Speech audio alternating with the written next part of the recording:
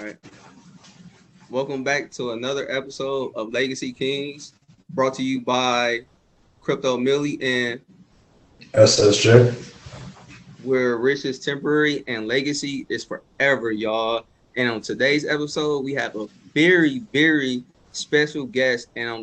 Before we get started, I want to say thank you for even coming on to Legacy Kings because she is a #1 bestseller author, graduated from Harvard.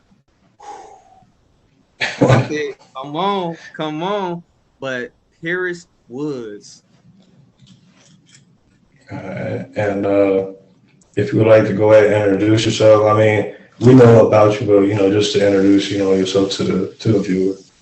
Yeah, well, thank you guys for having me on. As you mentioned, I released my debut book this past fall, The Black Girl's Guide to Financial Freedom.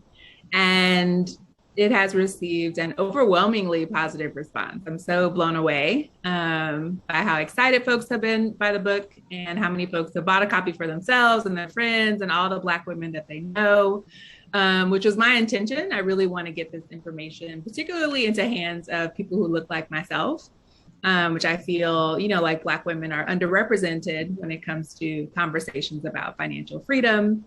So I'm super excited to be here and super excited that y'all invited me. Yeah, thank you for coming. Yeah, like I'm just so thankful for you even being here. But let's jump into it. And I just want to know, because I know you were you born in St. Louis or That's okay, right. so you was born and raised? Yeah. Okay, could you tell us a little bit about your background as far as like growing up in St. Louis? Because I heard like it's kind of like rough out there, or it's I'm just asking for the people and for myself as well too. Yeah, I've lived in a number of cities at this point. I can say, most large cities have some places that, where all the wealthy folks live and some places where folks who don't have the resources live. And St. Louis is no exception to that. And when I was growing up in St. Louis, the north side of the city is where folks who don't have resources live, and that's where I grew up. So okay. I could very much relate to sort of being on the side of town where people don't necessarily go. And my mom, sent us to schools outside of our neighborhood. So I actually got to see what it was like in other people's communities, get to go to schools that may have had more resources. Also more discrimination. So we also, it's like some trade-offs. And I talk about that in the book as well, how my mom had to show up and advocate for us to actually get access to the resources and get equal treatment in those schools. But at very least, it gave me sort of exposure to what was possible and helped me realize that, not only were we not in a good situation, but there must be some way to get out. And so it sort of gave me this motivation to figure out how to turn our circumstances to get myself out of poverty, but also think about, how do we come back and help the community get out of that situation. Okay, so that's where you got your fighting spirit from your mother, just to keep continuing to fight, and especially fight for our people. So yeah, I like that. I definitely like that. And I did see that your mom was like big, like you said, big on education, and I've seen that you're really big on education as well. So is that something that comes from your mom, as far as you being so big on education? I think so. It was definitely a huge value in our family. And I think, initially it was just my own exit ticket, like do well in school, get a good job, and, build financial stability for yourself. And along the way, I sort of realized that education was a really powerful tool and that I wanted to help other folks gain access to the opportunities that I had. And so it sort of transformed into this career in education. So not just getting an education for myself, but how do I sort of become an educator and how do I expand opportunities so that I'm not walking the path alone, but hopefully I'm sort of paving a path that'll be easier for other people to follow. So so I've spent my entire career in education as a result. That's amazing.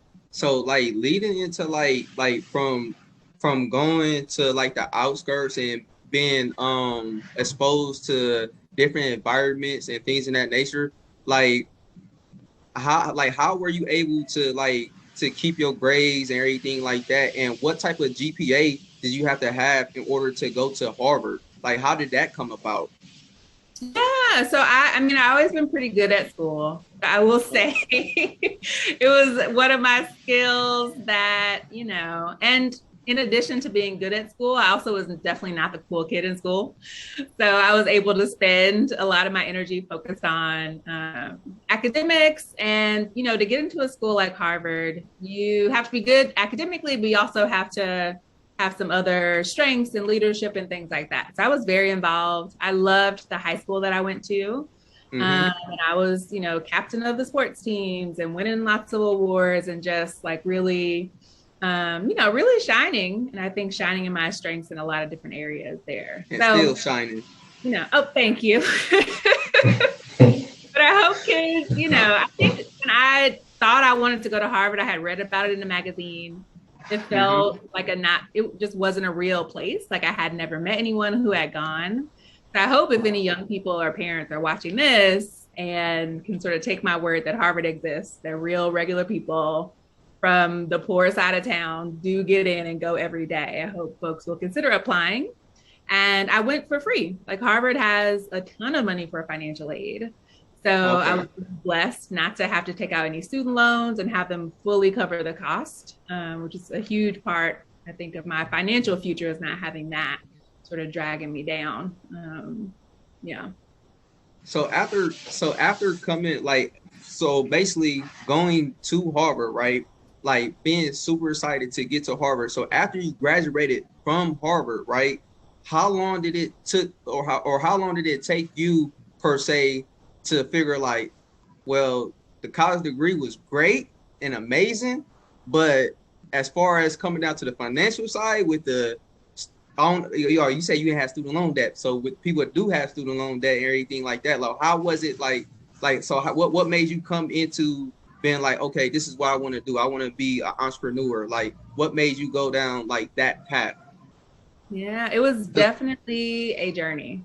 And I left. So when I went to college, I didn't have to take out student loans, but we did buy all of my school supplies with credit cards. And so I had debt. It just wasn't student loans. I had credit card debt coming out of college. And then a year later, I went back to graduate school and took out the entire tuition in loans. So, still by my late 20s, I had student loans from graduate school and I had bought a new car and I was just feeling so fancy, And it wasn't until really I hit 30. I think something about 30 makes you start to wake up and want to grow up and, do a self-assessment of your life. But that's when I really, paused and thought about all this debt that I had been accumulating. And even though we live in a society where debt is considered normal, and no one would have said I was doing anything wrong, I sort of felt like I wasn't where I wanted to be financially and that I didn't have the resources, I didn't have the choices that I wanted to have. And here I was, I did everything right? Like I went to Harvard of all places twice. Yeah. I did 2 degrees, you know what I mean? And was doing equal jobs. And at the same time, I felt like my financial life didn't reflect sort of the accomplishments that I had otherwise. And so I think that's what really got me thinking about how to do something different with my finances and seeking out resources to help me make different choices from the ones that I have been making. So it sounds to me that, hey, wink, wink, you started to think and do for self as we preach on Legacy Kings, because that's what it's about, is thinking and doing for yourself to be able to get to the next level. Because when you're going through college and everything like that, did you realize like the cumulative debt that was just piling on top of you? Like, or it's just like when you just going through that phase, it's like, okay, let me go through this. Let me get my college degree and we gonna be set right after that. I'm gonna get my car. I'm gonna get my house. I got my bank account. I got everything. And like, that's how like most people like look at college aspect. You know what I'm saying? Because especially like Harvard, Yale, Duke, Stanford, like colleges like that, it's like a big name. Purdue, like things like that, like that's huge. So yeah, I think that's right. And I feel like at the time I was just thinking, can I make the payment? And even when I Okay. bought the car, you know, you're sitting in there and the guy's like, how much do you want to pay a month? And I'm not even thinking about the total amount of debt, what this is going to do, sort of like mortgaging my future for this thing that I want in the present. I'm just like, can I make the payments? And I think that's a big mistake that young folks, that all kind of folks of any age make. Not thinking about the total debt, just thinking it's normal. As long as I make my payments, I'm good financially, and not realizing that those payments could be going towards like future growth and future earnings and investments for your future, instead of just being so focused on having cool stuff in the present, right? Yeah, but I think that's where our society is. Our society, we always think about today rather than tomorrow. So that's why, like you said, when we get 25, 30, a lot of those decisions that we made, 18, 19, 20 affect us in our late 20s and early 30s. Because like you said, I'm going through that stuff now. Like my wake up calls when I had my daughter at 25. So that's what kind of made me, snap into place. But now it's like you said, I'm paying the price for stuff that I, did early on in my adulthood that, financially that affected me now. So I think that's just where the society is, though, and it's very unfortunate. Mm-hmm.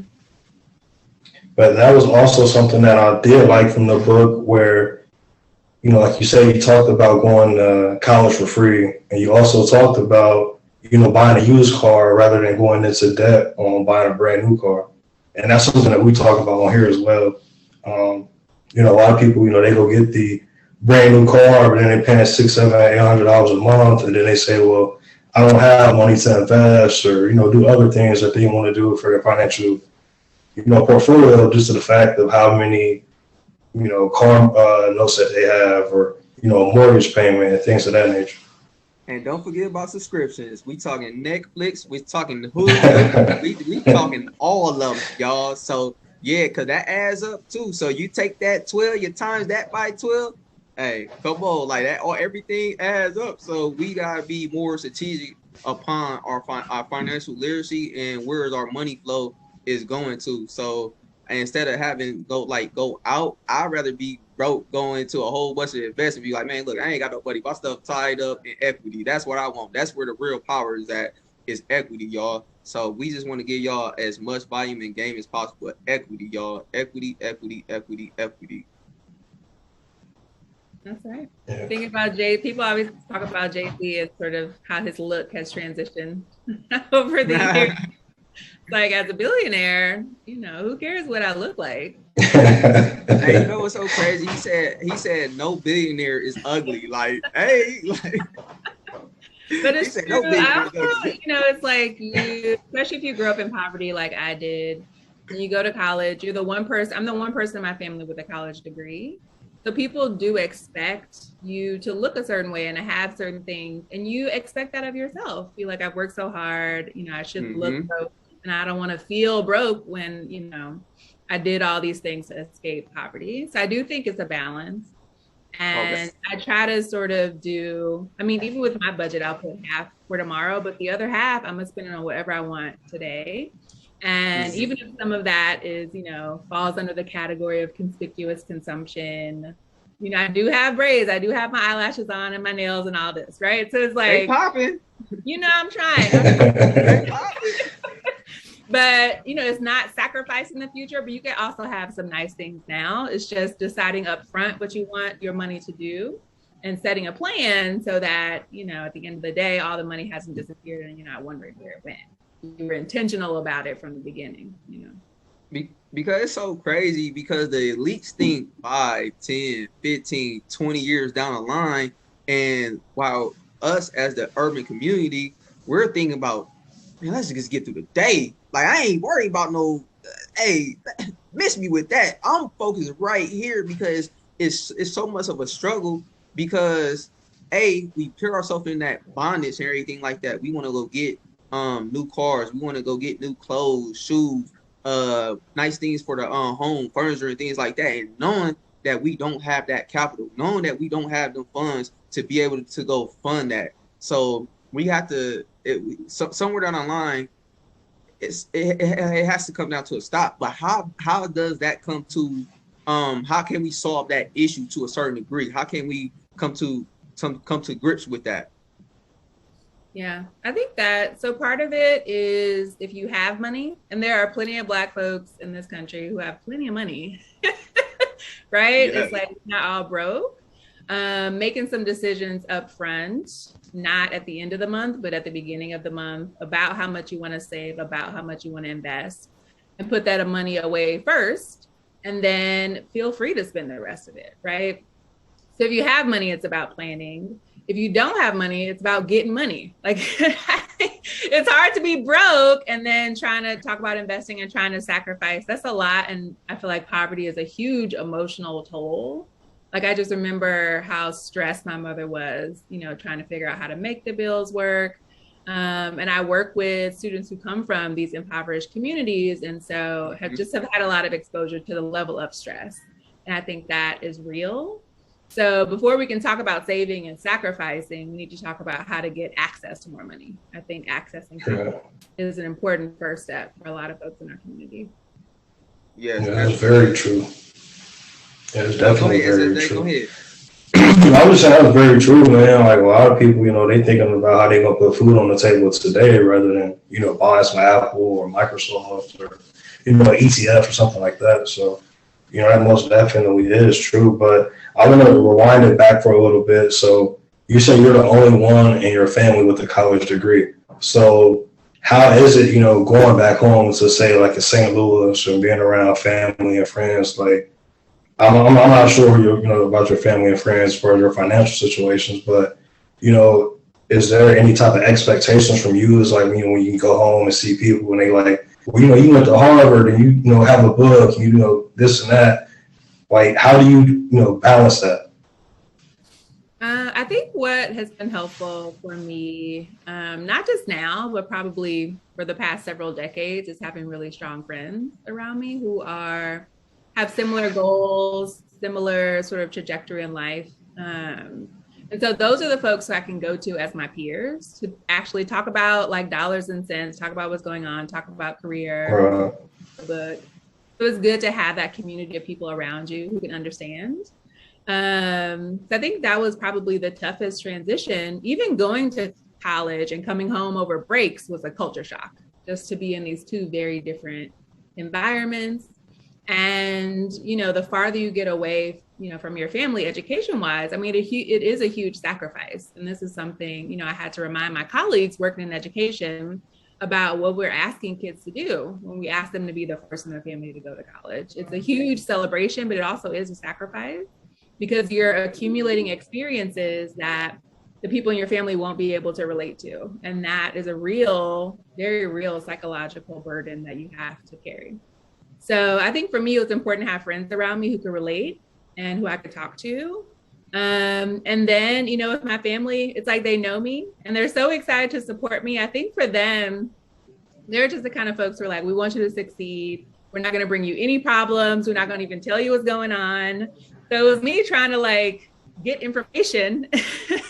And even though I'm gone, even though I'm away at college or doing all this other stuff, I still want to know what's going on. You don't have to like be overly protective of me, So that has been my experience. And I've heard other people say that as well. Like when you're the one, it's not really a crabs in a barrel mentality. It's your community really supporting you and they want you to be the one who succeeds. And that was the experience that I have. So I've gotten so much love and support. Even today, like my family, my sister is my biggest supporter. My parents have passed away. Shout out sis. Yeah, she's like shouts out anything that I do. So I'm so grateful for my family support all the time.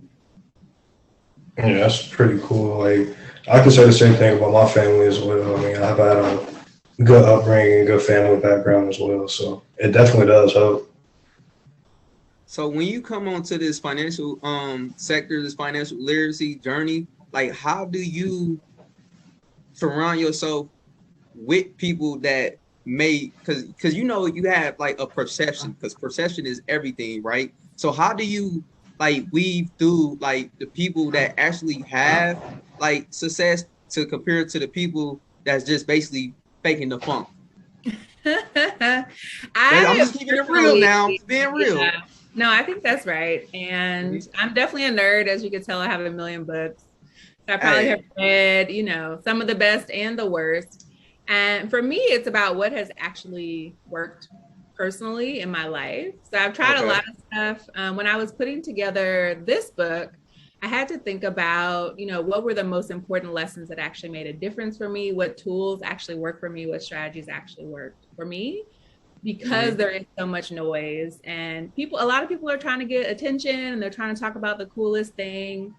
And so it's hard to, discern what is true, what actually works. And so that's what I was hoping to sort of cut through some of the noise and get down to the basics of how to have a strong financial foundation. So a lot of it I learned the hard way. Hey, but they lessons though. They lessons.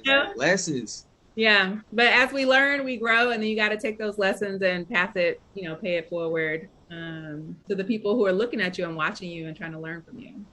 Absolutely. So what was your procedures and steps on like creating your book? Like how was the process? Yes. So I really hope anyone who wants to write a book does it. And I did a lot of research on self-publishing, sort of how you create an outline and all of that. What does the structure of a chapter need to look like? And the very basic sort of process you go through is you create your outline, everything you want to be in the book, and then you just have to sit and write continuously. So no editing, don't overthink it, just get the book written. That's the hardest first step.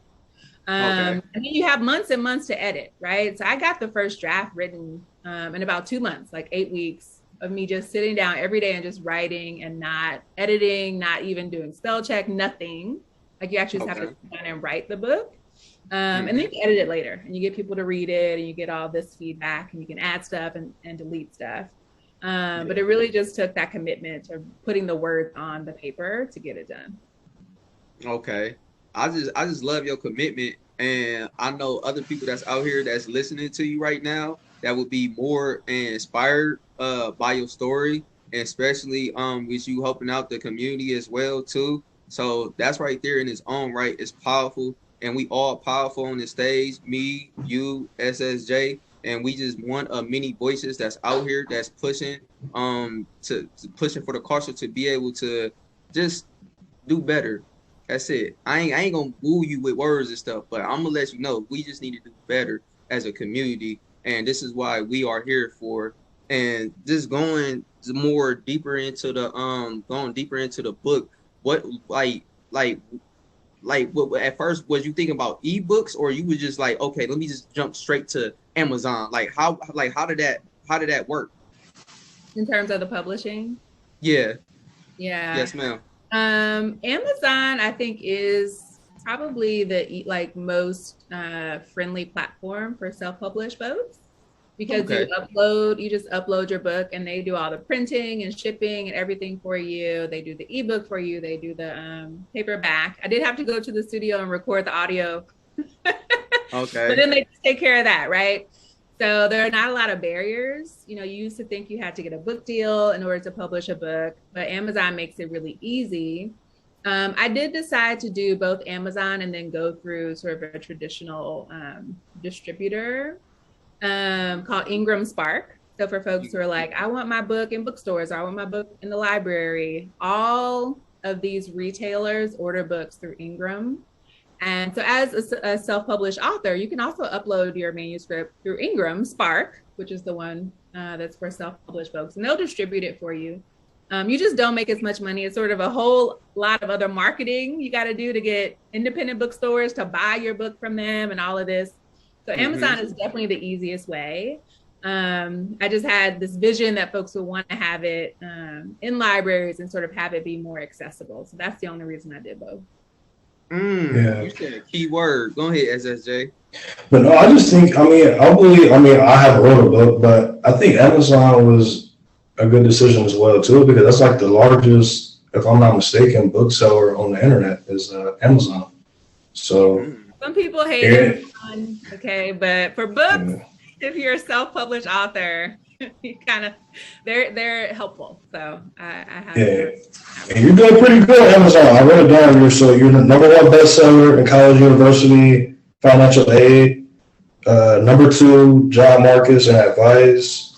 Number 6, financial risk management, and number 7, the mutual funds investing. So that's pretty impressive. To be 4 different top 10 categories on all across Amazon as far as books. Like that's a pretty big deal. Thank you. Yeah, I've been just blown away with the response of the book. I think my authenticity really comes through, and I tell the truth about all the mistakes that I made and how to fix it, so that folks who make it to 30 and have messed up, I tell you exactly how to turn it around. But also for younger people, or like the things I wish I had known back then. This is the book I wish I had, when I was 18, 19, 20, making all these early decisions. So I don't understand. Go ahead. So basically what we saying is this right here: for the single family mothers that are out there, what you need to go do right now, stop, pause everything. Stop, pause this video right now, pause it. Go to Amazon, go get that book, like right now, like right now. Like, I'm being funny, but I ain't being funny, but go get that like right now, because that's the first initial step to be able to get to where you need to go. And like I really needed to say that and push that out to the people. But like I said, you said a key word, you said vision. So vision, what made you, or how did you get the vision? And because you know how like when you had a vision and then you tell other people your like what you want to do or what you're going to do, and then they try to break down the vision and be like, oh well, girl, I ain't I thought we was 2 different people. So I just want to hear that from you. Oh man. Well, so the book did come out of an assignment that I was given. I was participating in a syndicate program. So for educators who want to become philanthropists, and we were sort of coming up with our investment philosophy. And one of the assignments was to create a 20-year vision for your life, which I found really challenging. I really had to sit down and think about that and take it seriously. And, this idea of financial freedom is something that's really important to me and that people have heard me talk about. I'm always talking about it. And so I knew I wanted both myself, to have experienced financial freedom, but also how did I pass this knowledge on to folks who came after me, this sort of next generation. So I wrote that in my 20-year vision for myself, that I was financially free and that I had inspired a generation of folks to do the same thing. And I was like, well, how did I do that? And so one of the things I wrote was that I had written this best-selling book, right? Mm-hmm. And so I have a strong belief that once you have clarity of vision, you have to take action immediately, even if it's the tiniest action. And so I had to write the book. Hey, so my very next step, was like, let me research how to write a book. And so that is how I even started, creating the book. So that vision process, you're right, it was really important for me. And it was sort of what even lit the match to getting this book produced. Okay, so you went to, let me make sure I'm right. You went to Google, right? And you typed in and you searched it, right? It wasn't difficult, was it? It wasn't hard? Like you didn't break a thumb or a finger, nothing, right? There were so many resources, and I really liked self-publishing school. For folks who are like, what resources did you like? Self-publishing school was really helpful in the whole process, from thinking about the book, brainstorming the book, outlining the book. They have outline templates. All this is free. And how to write it, how to launch it, how to get your launch team together, how to upload it on Amazon, just a ton of resources. And Chandler Bolt, who runs it, is like this really funny, like outgoing guy. So it's fun to watch the videos and to learn. But yeah, I got the templates, and then it was just a matter of actually sitting down and doing it. Okay. So do you think you'll write another book since, you're having so much success with this book? I might. People want another one. Yeah. So as soon as I get the inspiration, or if y'all have suggestions on what this next book should be, now that I know how to do it, I know it can be done. So I don't see any reason not to. Yeah, I think the book, it actually reminded me of, not just saying that because you're on here, but it actually reminded me of Rich Dad Poor Dad, due to the fact of it makes it simple to someone who's never, heard of an index fund, or it's like more of a mindset shift. Like you said, going to college for free, buying a used car, having freedom. You're talking about early retirement.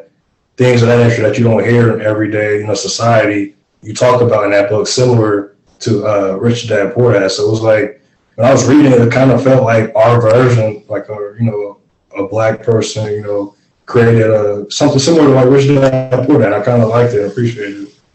Oh, thank you. Yeah, that book, that was one of the first financial books I read in high school. So I hope the high schoolers pick this up, and I hope it actually is helpful. That's crazy. You said high school. I ain't picked that book up until like later. I'm talking about later. She was already on it, so she ain't telling you she ain't gonna fuck with nothing. A friend of mine's dad gave it to her to read, and she was like, "I'm not trying to read this," and being me, I was like, "I'll read it." So yeah. Yep. Okay, and before we, go ahead and start wrapping things up and stuff like that, would you like to talk about, I see you did College Beyond, you co-founded College Beyond in 2015. Would you like to tell people about that?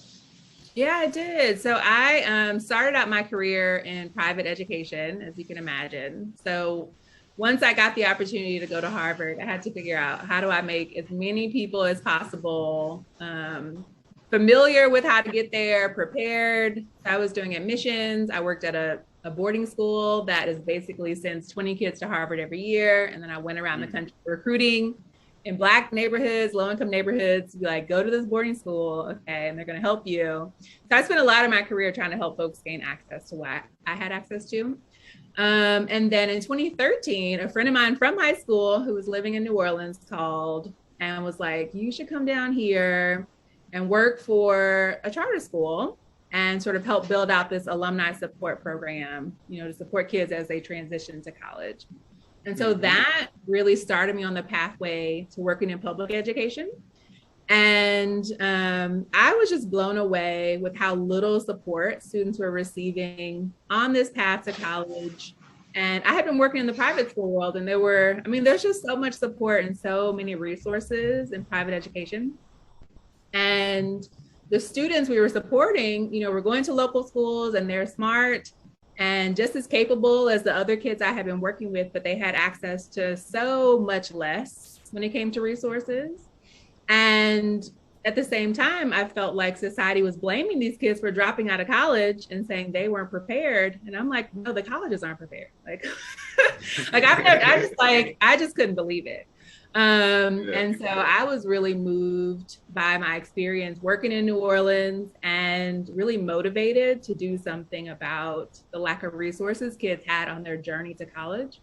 And so I, and a bunch of my colleagues from the charter school, so our college counselor, our CEO, we all got together and formed College Beyond. And the mission was to help New Orleans public school students successfully transition to college. And I was the executive director, so raising money and raising awareness and bringing resources. My main job was, how do we bring resources to the kids who need it the most? And how do we get them the support? They have the academic preparation, like they can succeed in college, but you need support. Like no one makes it through this journey alone. So that was the mission of the organization. We raised, over $1 million for young people. And I'm really proud of the work that we were able to do. And now I work in workforce development. So I'm thinking about, once kids finish college, how do we actually make sure you turn that college degree into a good job and a strong salary? And also, how do we build multiple pathways? There are multiple pathways to financial stability, and some of them include going to college and some don't. But all students who finish high school actually need and deserve economic stability and a good job, and they can access that. So that's what our organization is up to now. That's okay. And I see you also did other things in the community as well. I seen in, 2019, you did some work in Houston as well.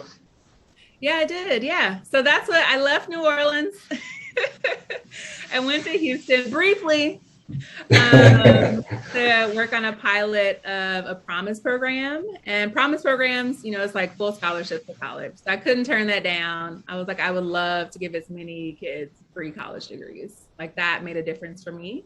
So we did the pilot in Houston and touched over 8,000 high school seniors. Mm. Wow. And then the pandemic hit. so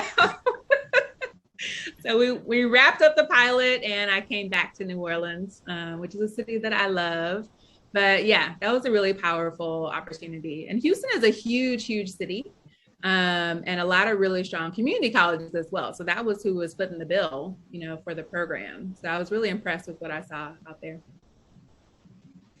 I like that because the simple fact is this, and being poor, you wasn't being poor, which meaning passing over opportunities repeatedly. You was chasing your dreams. You was like, whoa, hold on, this is an opportunity for me. But sometimes when we feel like it's an opportunity that's on the horizon for us, sometimes like either we shy away from that because we don't feel like we could go do that because we look at our environment, we look at people around us and everything like that, and then we come right back to the pitfall. And it's like, no, like you could do it. Like you are the one, you are Neo. Like we gonna get through this matrix. You just gotta decode yourself from it. But yeah. Yeah, why not? Fail and try it again. Like I probably have failed more times than I have succeeded. People always see the success and celebrate the success. But I think the real challenge is to be the one who tries and to be open to failing because you're going to succeed the next time or the next time or the next time. And let that be the goal, to have tried something that you thought was hard and prove it to yourself whether or not you could do it. And once you achieve something that you thought was impossible, like it really does up your confidence and you're ready to do the next thing. Like, great, I achieved that. We did our best-selling book. Who knew that was possible, right? So now I'm so excited about that, but it's like, well, what's next? What else are we going to do? Right. So it just becomes part of like, part of the way you approach life. So I think that's true. Y'all mentioned it already. I got it from my mom, who's believing, despite having any evidence to support she could send a child to college, send a child to Harvard of all places, was a woman of faith and really believed it was possible. So I was able to rely on her and then just sort of start building this muscle and just keep trying new stuff and don't be scared, right? Hey, don't be scared. Even if you are scared, do it anyway. Because that's why I want the people to understand, because when you go to your employer, like when it's your first day at a job, you don't know everything. Why do you think they have trainers? You feel me? They have to train you upon what machine or whatever you're going to be doing at that task for 8-hour shift or a 4-hour shift or a 12-hour shift. So it's just all of a breakdown, but it's more geared towards what do you want to do? Are you comfortable with being where you at, or do you want more out of life? And we're giving y'all that and then some with Paris Woods on Legacy Kings. Come on with us. And I seen this, and this is like pretty remarkable as well. I seen that you actually founded the alumni support program at, was it Cohen College, Prep High School, and you guys had the best results in the city. 100% of your students completed the FAFSA, which is like crazy, and 90% enrolled in college. So that's pretty much like unheard of. So would you like to go into a little more detail about that? Yeah.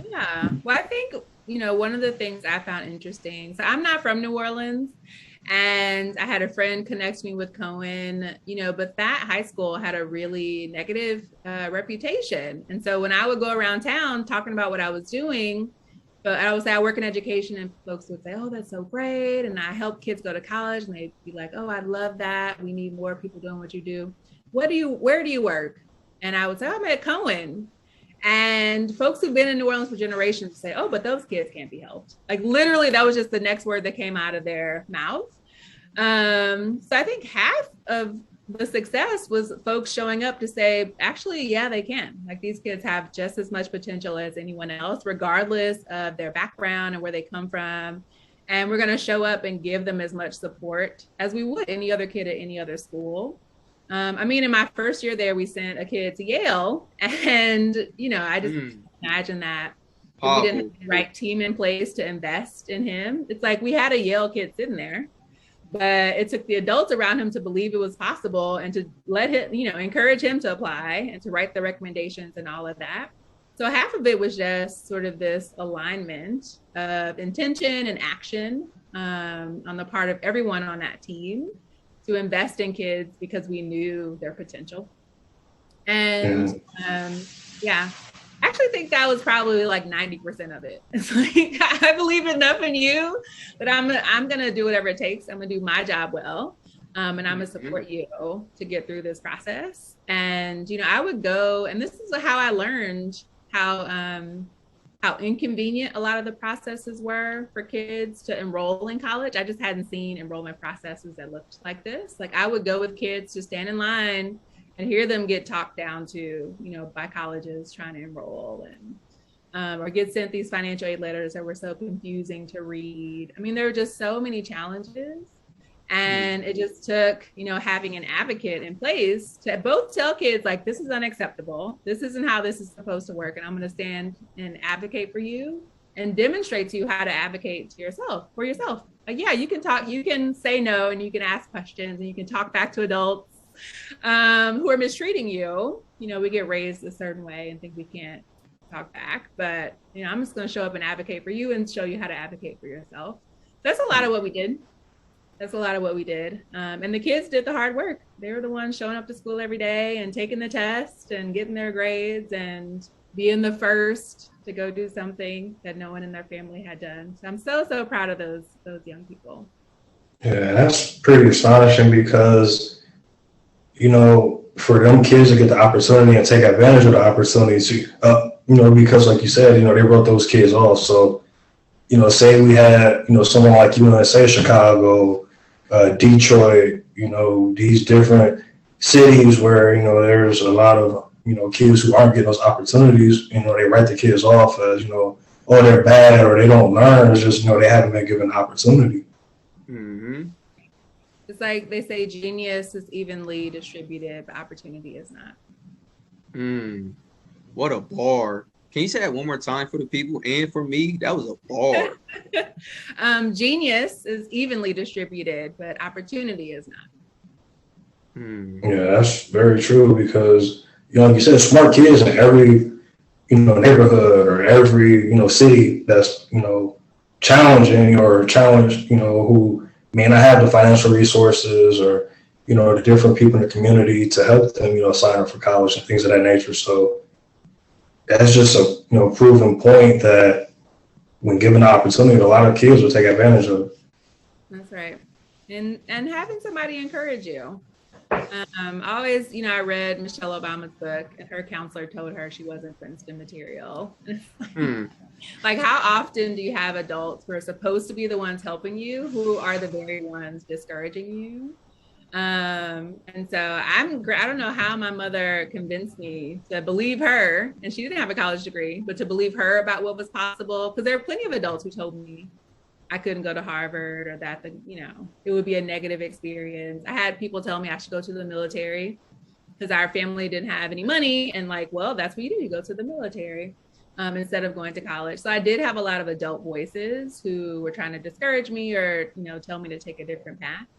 So you just need, and so I don't know what I would have done if I didn't have my mother there to be the encouraging voice. And I've tried to be that voice for other young people who may not have adults around them, who are giving them accurate information, or who are even, trying to encourage them to do the stuff they want to do, to follow their dreams. And that's one thing that's major right there is fear. Because what happens is a lot of times is this right here. You could just be just a pure righteous child, just growing up in the society and everything like that. But once you slowly but surely start getting older and you start getting more aware of your surroundings and everything like that, and then once people start putting little bugs and seeds in your ear of doubt and everything like that, then you start, because before, but remember though, before, when you was a child growing up and everything, you like, oh, I could fly, like, you know what I'm saying? But now it's like, oh, I can't fly, I'm done. No, you know what I'm saying? Like, we have to bust through that. Like, we gotta go Goku, we gotta go Super Saiyan on them, like, every single time. You tell me no, I'm saying yeah, like, I'm busting out every door possible, and that's how we have to be. Like, I'm always like up tempo, upbeat, and everything like that anyway. So I don't try to allow a lot of like naysay and people that's negative and everything like that. But that's the thing. What do you tell the people that's around negativity all day. So what should they do? Oh, that's so hard. As so first of all, they should probably listen to you because I'm like, do what you need to do to get positive voices around you, podcasts and books, and like even if the people immediately in your like actual surroundings aren't giving you the positivity that you need, like technology has leveled the playing field in a lot of ways, at least to get access Absolutely. to positive voices and positive information. Another tool I like that I encourage people to use is meditation. And I like it because it trains you on how to manage your thoughts. Like negative thoughts and discouragement and doubt never goes away. But you just get better at learning which thoughts to listen to and which thoughts to allow in to take root and which thoughts to just let, when it comes, just let it keep passing by. And that's a meditative practice. So I think meditation is a really good way to practice how to deal with your thoughts and sort of build that skill set that you'll need for the rest of your life. Yes, absolutely. And we need more than just a factory skill set. We need more than just going to the post office. Like we need more than these because like I'm in the trenches. You know what I'm saying? So I know what's going on. I know people struggling out here, especially with this pandemic and everything like that. People only making 725, people making 15, 12, get just now getting by. The inflation at 8%. Like how like where do I go to, like it's just like chaotic and everything like that. And that's why we created Legacy Kings podcast so we could be able to share the information that we have towards people. And I'm real big in crypto, so that's why they call me Crypto Millie. And I just love that aspect of it because especially doing like the blockchain and everything like that gives us our 40 acres and a mule. Like you may not understand it now, but that gives us that. Like it's no longer like redlining people, the underwriters, none of that. Like it's once it's set on the blockchain, it is set for life. You know what I'm saying? It's no coming in, quantitating, easy, pumping it, nothing. Like you cannot do anything to break that length. You cannot do anything to break that chain. So we just yeah. And But before, since you brought up crypto, I seen in the book you're a big fan of index funds and making pretty safe, conservative investments. So, what's your opinion of crypto? Yeah, I think, one of the things that I teach my students, there's so many different investment methodologies and even so many different cryptocurrencies, right? And so folks are over really 14,000. excited. Yeah, folks are really excited about the new and latest thing. But they might still be in debt and they might not have a budget and might not be able to control their cash flow. Right. So for me, I'm like, I want to focus on getting the basics down. Like if you're in debt and you don't have money to invest, then we need to take care of that. Right. Or if you're under earning and you actually need more money to invest, then let's talk about some strategies to increase your income and increase your value in the workplace. So that's sort of what I focus on, and then get the basics down. Like if all you did was invest in an index fund, you could become a millionaire. And no one talks about that because it's not very cool. But it's just straight math. Like there's no strategy. There's nothing complicated about it. So if you can get the basics together, get your financial foundation together, then that frees you up. It gives you both the money and the resources, the time and the mental capacity to learn more complex strategies. So that's what I would encourage folks to do. Like if you're still struggling, let me help you get the basics together and get you into a place where you actually can learn. Like there's strategy around crypto, right? And so if you're struggling, you don't have the mental capacity to learn, then we need to take care of that first. Absolutely. SSJ, like I think she answered everything for me, everything I could think of. Is there anything you would like to say to the people, Paris, before we go ahead and wrap up? Definitely reach out to me. I love connecting with folks who have read the book. I'm author Paris Woods on Instagram, Facebook, TikTok. So, and, you know, join my email list. I try to put out content on a weekly basis. So would love to be in touch with folks, and particularly Black women who I think are so underrepresented in the personal finance space. We need a community of folks. And so I hope folks will join me on the journey. I'm on the journey to financial independence myself, and I'm building a community around me so we all can get there together. Absolutely. And you can follow me on Instagram at crypto_Millie21. And I just give a lot of gems and golden nuggets, and you just tap in, just follow what we got going on. I created cryptocurrency flashcards as well, where you could be able to go to legacykings.net and purchase your crypto flashcard, so you could be able to get the entry basics of the importances of crypto. And I just basically just keep it super simple. I'm not trying to overwhelm you or anything like that. I keep it as super simple as possible. Yeah, you can follow me on Instagram at the.ssj_. I'm on Instagram and TikTok. Orlando, would you like to go ahead and give a quote or anything before we wrap up? I've been in a row today, huh? but no, just what I just want to tell the people and everything like that is, look where you was at 5 years ago. Now look where you at now. That's all I gotta say. Look back 5 years ago. Now look where you at now. And now look at the future and seeing where you're gonna go. And don't allow no one to derail you from your journey or derail you from your path. And just be that powerful king. Just know you are the original man, the original. So yeah, that's what I gotta say to the people before we end up getting out here. Make sure you guys definitely grab this book. There will be a link in the description for the book, so you guys will be able to go to the description of the video. It'll take you right to buy the book. Please support, Paris and her journey. And we definitely thank you for coming on and giving us your time tonight. We definitely appreciate it. Yeah, thanks for having me, guys. Thank you. Blessings, Queen. All right, see you guys in the next episode.